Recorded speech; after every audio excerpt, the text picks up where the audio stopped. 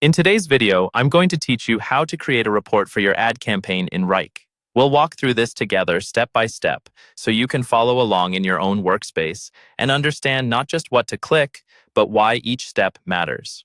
First, open Wrike and navigate to your ad campaign. This is usually stored as a project, folder, or space that your team uses to manage campaign tasks. Make sure you're in the correct campaign area because the report we're about to build will pull data specifically from here. If you manage multiple campaigns, double-check the name so you don't accidentally report on the wrong one. Once you're inside the ad campaign, look for the highlighted area in the interface that indicates more options or navigation related to this campaign.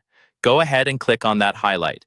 This is your way into the broader set of tools that Wrike provides for analyzing work related to this campaign. From there, find and click on Reports. This takes you into Wrike's reporting section, where you can build and manage dashboards and detailed views of your work. Reports are especially useful for tracking progress, monitoring performance, and sharing updates with stakeholders without having to manually pull numbers every time. Inside the Reports area, click on the highlighted option that starts the creation of a new report. This is often labeled or visually emphasized to guide you toward building something new. By doing this, you're telling Wrike you want to set up a fresh report rather than edit an existing one. Next, choose Personal. This means the report will be created in your personal area first, so you can set it up, tweak it, and make sure everything looks right before sharing it more widely. It's a safe way to experiment without affecting anyone else's views. After that, click on Public Space. This is where you'll decide the scope of the data source for the report. Public spaces typically contain shared projects and folders that your team collaborates on. Now, click on Select Project, Folder, or Space.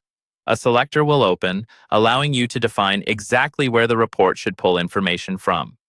This is an important step because it controls which tasks, timelines, and statuses appear in your final report. From the selector, choose your ad campaign project or folder. This connects the report directly to the campaign you started with, ensuring all the data is relevant to that specific initiative. Finally, click on Create. Wrike will generate the report based on the options you selected. Once it loads, you can refine filters, adjust columns, and customize the layout to match what you and your team need to see.